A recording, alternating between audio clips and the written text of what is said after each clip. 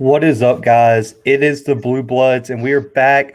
Our first episode of our Big 10 in 31 days. We just finished ACC in 28 days, so we got a bigger conference, more days to get this all in. But we start off, we're joined by the voice of the Huskers, host of Sports Nightly, Greg Sharpe. I just wanted to say I appreciate you joining me today. Zach, good to be with you. Always love talking college football. For sure, for sure. I mean, it's the off season, but I feel like the best spot to start is last season. It was a hectic season to say the least with COVID and everything. The Cornhuskers finished a 3-5, but in a COVID year with everyone being out one week, cancel game the next, it was so hard to stay consistent, especially in the Big 10 where we saw a lot of changes very fast, and just every week it seemed to be a new development. Did this season meet, exceed, or fall short of your preseason expectations? Good question. And you're right. It was tough to get some rhythm because you felt like Huskers opened with Ohio State, played a pretty good half of football against the Buckeyes, and then Ohio State's superior talent took over. Nebraska, though, was excited about some things they saw in that game and couldn't wait for week number 2 against Wisconsin back at home. And then that game got canceled. The Badgers had a breakout. And so Nebraska felt like, oh, shoot, now we got to wait a whole nother week to get this thing going. But to your question, I would say it probably fell short of their expectations. I think they thought that record 3-5 should have probably been reversed to make it a really good year of 5-3. So there's been some disappointment around Lincoln, around the program. The coaches, I'm sure, weren't happy with 3-5. The players weren't happy with 3-5, and it sets up what's going to be a very, very big year for Scott Frost and this program here in 2021. Right. And I mean, on August 11th, Big 10 Commissioner Kevin Warren made the huge decision to postpone, maybe cancel the season. He said he was going to wait on some developments. We saw some other conferences, the SEC, the Big 12, the ACC move on and decide we're going to play. But Nebraska seemed to be one of those teams that fought back very hard against this decision. There was a lot of reports coming out of Lincoln that this team was looking to schedule opponents and trying to play football if they could. What was your initial personal reaction to Warren's decision? And around the university, was the actual plan that if Warren does not change his mind, that Nebraska was going to try to find a way to have a season? Yeah, they were absolutely serious about trying to cobble together a schedule, a season at that point. You got to go back even, Zach, a month before August 11th when Kevin Warren, I think, shocked everybody in the country when he said, we're not playing non-conference games. We're going to play at a conference-only schedule. And I know the other Power 5 commissioners were like, whoa, we've been talking and nobody has mentioned doing that. So then he comes out and releases a schedule that had a lot of flexibility, bunch of bye weeks built in there, so that if you have cancellations and you knew there were going to be cancellations, you can make those games up. And then 6 days after releasing that schedule, as you mentioned, August 11th, he says, we're done. We're done. Maybe until the spring, we'll look at a winter/spring schedule. Well, Nebraska's like, that ain't going to work. That's not going to be what we want to do at all. We'll just may go try to find some other people and be kind of an independent for a year. And then the Big 10 quickly said, no, you're not doing that. You're a member of a conference. We'll all act as one. But no, I think there was a 3 or 4 day period where Nebraska made some phone calls, kicked some tires to see if they could put together a schedule of some teams to play in the fall. Right. And I mean, kind of a follow-up question. I don't know, how much you could speak on this, being at the university, but did this strain the relationship between the Big 10 and Nebraska? Because there were some reports, I believe the Athletic reported that the Big 12 would be open to welcoming Nebraska back if everything fell apart. Is the relationship still completely there with the Big 10 and Nebraska? You used a good word in strained, and I think it was strained. But I think, cooler heads have prevailed. The season got played, maybe not the way anybody wanted it to play out, but it got played. But I think it was strained there for a few weeks. But I think any talk of Nebraska up and leaving the Big 10 conference is way over the top. I don't think that's going to take place. Right. Yeah, that's what we said. We were very critical of Kevin Warren on the podcast because we are an SEC country. A lot of our listeners were very critical. So it's kind of good to see what someone in Big 10 country thought about the decision here. But I want to shift to more on the field stuff. That's why everyone tunes in to listen. There was kind of a quarterback controversy this year within Adrian Martinez and Luke McCaffrey splitting some time. McCaffrey's now transferred out of Nebraska, but Martinez is the odds-on favorite to start this upcoming season. So what do you think he needs to improve on, and what do you think he brings to this offense? When he's good, he's been really good. And he got off to a slow start in the fall. And I think that's what opened the door for McCaffrey, the backup, to get some snaps. And Luke led them to a victory over Penn State in his first start at Nebraska. But then he just made an awful lot of mistakes. And again, he was a very young quarterback, a redshirt freshman quarterback getting his first playing time. He was going to make mistakes. So then it was kind of back to Adrian a little bit. And then Adrian played pretty well. Had a couple really good games down the stretch for this team. Adrian's a very, very competent quarterback. He has the skill set to run this offense that Scott Frost wants to do. And I think Luke maybe got a little impatient, decided, all right, I don't know that I can get over the top of Adrian, although Adrian's going to be a senior. He only had to wait one more year. But, hey, kids do what they want to do. They want to play, and they want to play now. And so good luck for him at Louisville. But Adrian Martinez is a good, solid quarterback for Nebraska. Needs to cut down mistakes, needs to cut loose maybe a little bit more than he did a year ago playing for Nebraska. But he'll be without a doubt the favorite to be the quarterback for the Big Red when they take the field in the fall. Right. And I think he has so much potential. I know he's coming into his senior year, but if he takes that step, I think this program takes a big step forward too. And speaking of a big step forward, I want to shift to head coach Scott Frost. He came to Nebraska after a big undefeated season at UCF, beat my alma mater, Auburn, in a Peach Bowl. That broke my heart there. But Frost has been working to rebuild this program. And this kind of, like you said earlier, is a big year, almost like a make or break type year for Frost. Do you think Frost is the man to bring Nebraska to the forefront of college football like they once were? And what is the, I guess, temperature of the fan base surrounding his job security? Well, because he's one of their own, they're going to give him a long leash. And I don't know that this is a make or break year for him. Obviously, if he goes 3-9 or 4-8, it could be the end of his time in Lincoln. But they're going to give him ample time to get this thing turned around. He inherited a mess. Mike Riley was a bad hire for Nebraska football. Not sure what direction the athletic director at the time was thinking of hiring Mike Riley, but it set the program back a ways. And so Scott Frost had to get here, kind of rebuild the work ethic in the weight room, which had gone missing in the 3 years of Mike Riley being the head coach. That's been turned around. And then you've got some real stable programs in the Big-10 West.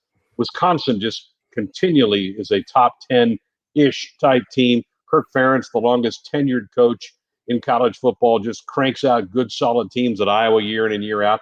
Same thing with Pat Fitzgerald at Minnesota. Very solid teams year in and year out. And so those programs, what they do is they know they probably can't out-athlete you, but what they do is they just wait for you to make mistakes and then say, okay, we won't make any mistakes. You go ahead and make a mistake and we'll beat you.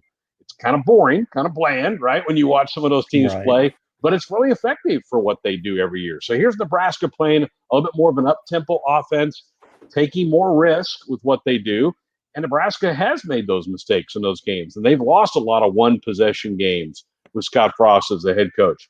He's got to figure out a way to flip the script on that and when you're the more aggressive, in a lot of cases, the more talented football team on the field, you just can't make that critical mistake to lose to the Iowas and the Northwesterns and the Wisconsins. He has to figure out a way to overcome that.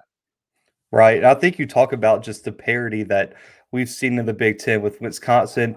I mean, people don't understand that Northwestern's been to, I believe, 2 out of the last 3 Big Ten championships, and that program is on the upswing. And, you talk about rebuilding a program. Well, it has to start on the recruiting trail. And National Signing Day just wrapped up last month. The Cornhuskers, another top 25 class. Last year, they had a top 20 class, according to 247, headlined by a talented kid I'm excited about, Thomas Fedone. And it's filled with absolute studs. We did a recruiting breakdown, I think, back last summer for Nebraska, and I was really excited about this class. What do you think were the biggest needs for the program this cycle? And are there any players that stick out for you that you think are going to make an instant impact? Skill positions. They just have not had enough weapons. And that goes back to one of your earlier questions about Adrian Martinez. Quarterbacks sometimes are only as good as the surrounding cast, and Nebraska has not had enough talent on the edge at wide receiver and at running back to help him out, to guys to get open, guys to make plays down the field. So they signed 3 high school wide receivers I'm excited about. They got a grad transfer from Montana in Samori Toure, who was an All-American at the FCS level, and he's showing up on a lot of draft boards. He'll be a nice addition to that wide receiver room. And a year ago, Zach, they signed a young guy from Kilgore Junior College in Texas by the name of Omar Manning, 6'4", great body type for a wide receiver. He had some depression. I mean, he had a tough time making the adjustment to being in the Big-10 and being in Lincoln, Nebraska, and just fought some demons off the field. Didn't have anything to do physically. It just was up here in the head. And we're hearing more and more about those kind of things these days in sports. But they feel like they've got him on a good track right now. He could be a nice weapon for them. They also hit the grad transfer market with Marquise Stepp from USC transferring to Nebraska. He was a good, solid running back for the Trojans. I think he'll be a nice addition. So if that offense has more weapons, and I think that was a focal point of this past recruiting class, is to get more guys on the outside, on the edge, that can really stress these teams in the Big Ten with athletic ability, to let this offense hum the way we saw it hum with Scott Frost at both Oregon as the offensive coordinator and then at UCF as the head coach. Right, and you talk about receiving positions. I mean, Wan'Dale Robinson is a huge transfer that came out of Nebraska this year. He's taken his talents elsewhere. So I'm sure wide receiver / running back was a huge need for the Cornhuskers. But looking, ahead to 2021, I'm just going to be honest here. This schedule is brutal for the Cornhuskers next year. I mean, I feel bad. I mean, this is coming from an Auburn fan that we had to play Alabama and Georgia each year, but this schedule's tough. I mean, road games at Oklahoma, Minnesota, Wisconsin, and then you still get Michigan, Iowa, and Northwestern, which Iowa and Northwestern are every year. But which games are you looking at on this schedule as must wins? And do you think this Cornhuskers team is going to be ready to pull off a huge upset in maybe this Oklahoma game or Minnesota or Wisconsin game? And I think you didn't mention Ohio State too is on that schedule as well. So you've got Ohio State and Oklahoma on your schedule. You're really going to be really be tested. It's a schedule that excites you because Nebraska and Oklahoma was such a great rivalry for college football for decades. And I'm really sorry that it went away when Nebraska left the Big 12 conference because it was so special when those two programs would match up. So a chance to see them again is exciting, but it'll be a challenge because Oklahoma, I think, turned a corner late in the year with Rattler at quarterback and became a really, really top-notch team that I think is going to be a playoff type team this coming year. So that'll be difficult. So you look at those two games, Ohio State, Oklahoma, Nebraska will be big underdogs, both those games. So you're going to have to go beat some people that maybe people don't think you're going to beat. Can you beat Michigan at home? Yeah, I think you can. Michigan has not been anything great to shake at the last couple of years with Jim Harbaugh. In fact, I'm kind of surprised Coach Harbaugh's still there, to be honest with you. So that's a game that I think Nebraska needs to go get. And they need to start beating a couple of these teams in the West. They have to start beating the Northwesterns and the Iowas and trying to at least get splits every other year against Wisconsin to work their way up the ladder in that side of the conference. So it's a challenging schedule. I like Nebraska physically along the lines. I think they've made progress under Scott Frost, both offensively and defensively along the lines. I think they'll match up pretty well there. Can they start flipping the script in those close games and winning? That will determine whether it's a good year or not in the fall. Right. And yeah, I mean, I think we're seeing that just like we talked about earlier, all the good teams in the Big Ten, every schedule is going to be difficult at this point. You're not going to get to the Big Ten championship playing scrubs anymore. We even saw Rutgers turn it around last year and beat some pretty good teams. And so sticking with 2021, we talked about Wan'Dale Robinson leaving. We talked about some other transfers. Which players do you think didn't really get a chance last year will shine this year and have maybe their breakout seasons in 2021? Yeah, it's a good question. I think it's some of these young guys coming into the program now, particularly at the wide receiver spot. I don't know that there's a lot there that's left with Wan'Dale leaving. And Nebraska did not want to see Wan'Dale Robinson leave. I can guarantee you that. They wanted to keep him as a part of the program. So that would hurt to see him take off and leave. But we mentioned a couple of the names of those grad transfers from USC and Montana that I think will have an impact on this thing. Defensively, they've got a good chunk of that group back. They're going to be, pretty stout defensively moving into 2021, which is going to give them a chance week in and week out to make some plays. That running back room, to me, as we get ready, I think Nebraska's about 4 weeks away from starting spring ball. That running back room, to me, is going to be the most interesting part of spring practice. Who emerges from that batch of – they had a couple of redshirt freshmen and true freshmen last year. Do they improve? Do they make their way up the ladder? What does Stepp look like from USC? He is on campus now. We'll go through spring. What does the depth chart look like at running back? That's where my focal point is going to be on during spring ball here in the coming months.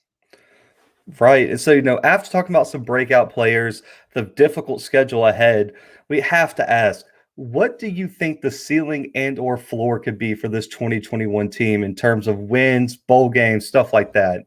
Yeah, I think if this team can, with the schedule you laid out earlier, if this team can get themselves bowl eligible, would be a nice step in the right direction. And then maybe you collect your breath and go after the 22 schedule, which is not quite as daunting, although Oklahoma's still on that schedule in 22. They come to Lincoln that year. So I think it's been a while, Zach, since Nebraska has been Mhm. bowl eligible. So I think to get themselves into a postseason bowl game would be a nice step. I think the fan base would learn to appreciate going to bowl games again after they'd had a streak of 35 consecutive that got snapped a few years back. It's been a lot of cold winters around here, not getting to go somewhere south and warm up in late December to do that. So I think fans, if they see this team being competitive week in and week out, get themselves into postseason play and kind of launch into the 22 and 23 seasons, I think they would see that as a sign of progress. Right. And these last two questions I want to more shift. This is my favorite part to the interview is asking about the individual universities, the towns, the stadiums, things like that. And so I'm at K-State now, and actually Nebraska was on my list last year to go to a game. So it's not too far from Manhattan up there to Lincoln, but COVID, no fans, couldn't go this year. Hopefully in these next 2 years I can get up there. But what makes Lincoln and Memorial Stadium such a unique environment? Every year I see it on list of the best tailgating spots, the best stadiums you have to go to. What makes it special? Well, it's interesting you mentioned K-State. That's where I was before I came to Lincoln to take over the Nebraska gig. I was the voice of the Wildcats in the late 90s with some tremendous teams with Bill Snyder. Yeah, Love the parking lot set up for tailgating at Manhattan, and they've done some amazing things growing that yeah. stadium down there. But Nebraska it's like 7 Super Bowl weekends when Nebraska has a home game. The whole state focuses on Lincoln, Nebraska. There is no other big school in this state. There's no professional teams in this state.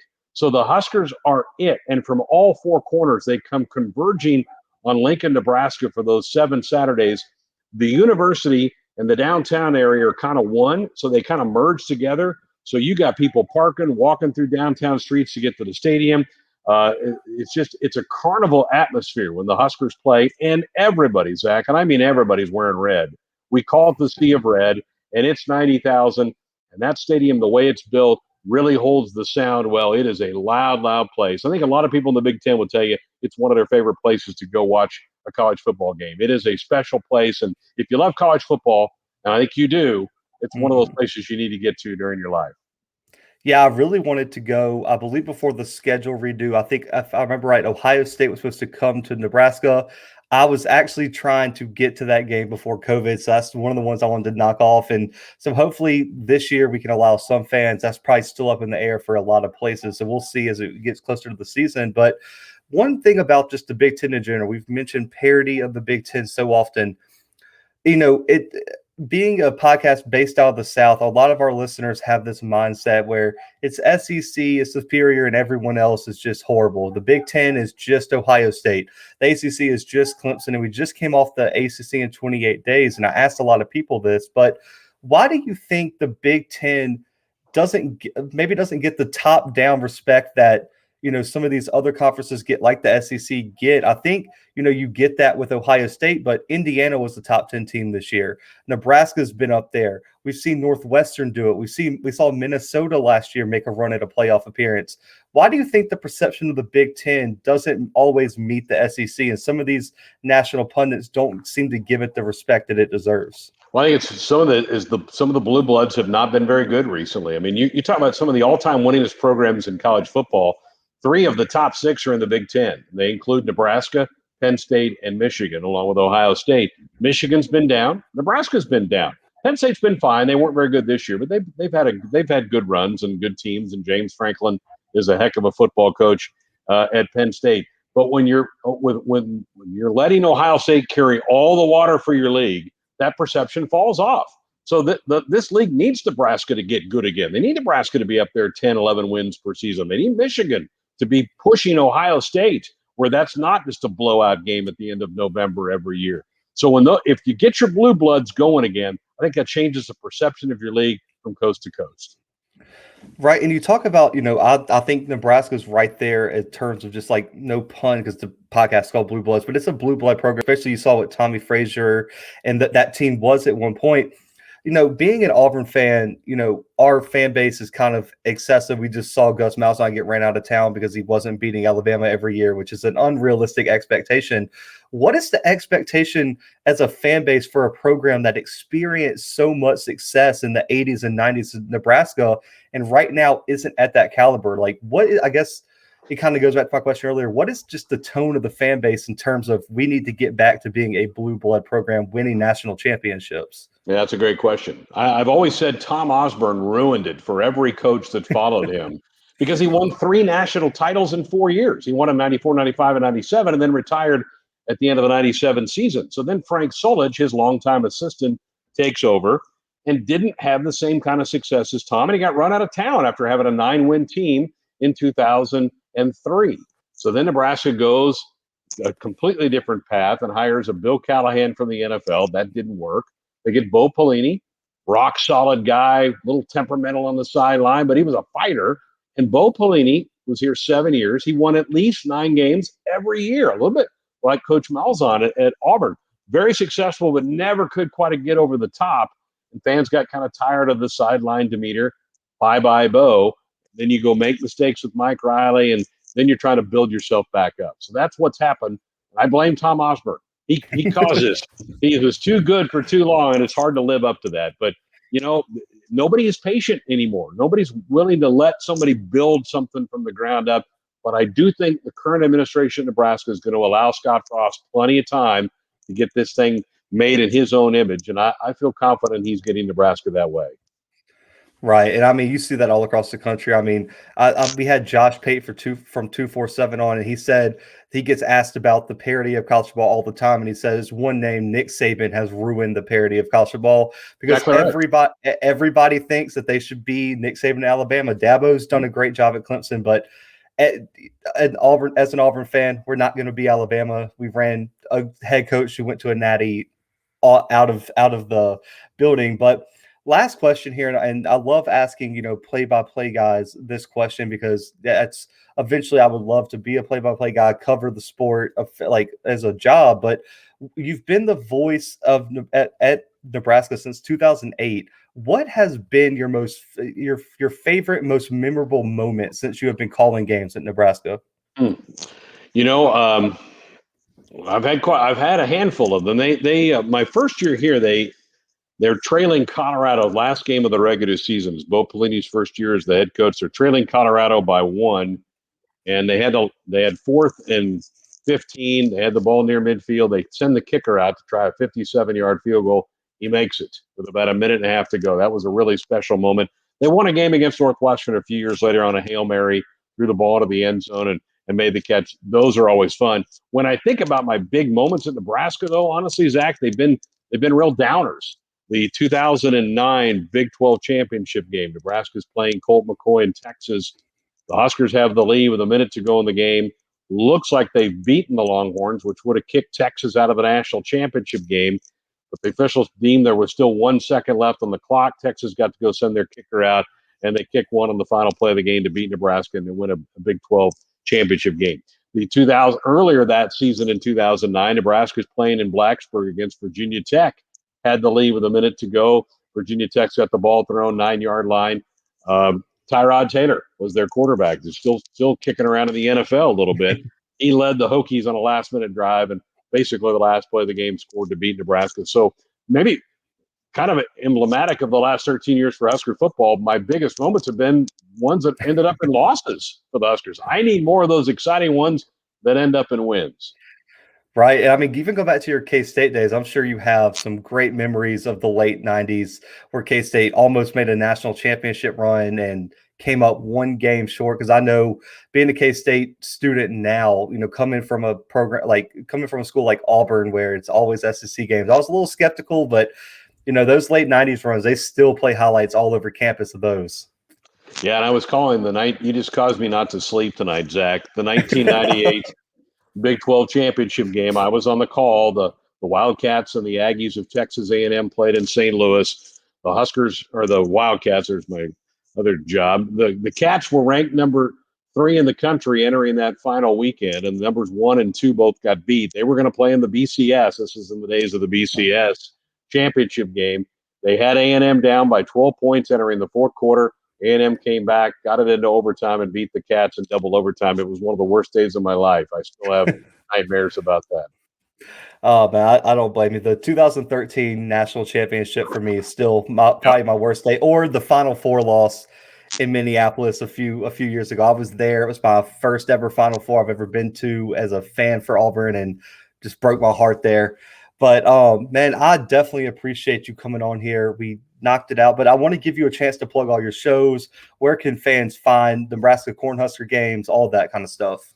Yeah, Zach, this is pretty interesting. Husker Nation's quite a following. We are always, during football season, the number 1 or number 2 rated broadcast on the TuneIn app. So Husker fans across the globe are finding where we are and dial us up. There is such a hunger and a passion for Cornhusker football. So the TuneIn app is we have an active 24/7 channel on the TuneIn app that you can hear all of our sporting events, even our Sports nightly talk show that we do from 6 to 9 Central Time that I host during the season.